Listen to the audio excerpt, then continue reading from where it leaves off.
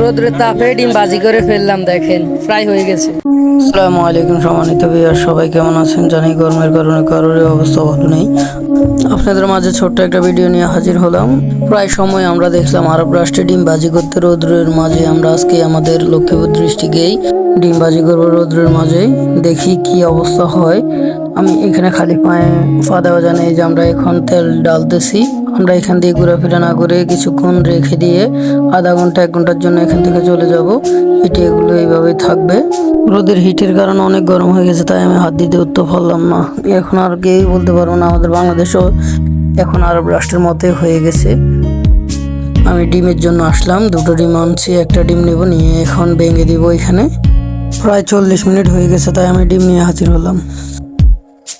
ডিমটা দেওয়া হয়ে গেল। এই যে দেখেন, জুম করে দেখাবো আমি কি অবস্থা হয়ে যাওয়ার পরে। একটু এই যে সাদা হয়ে আসতেছে চতুর্দিকে, ওই যে দেখা যায়, এই যে চতুর্দিকে সাদা হয়ে আসতেছে।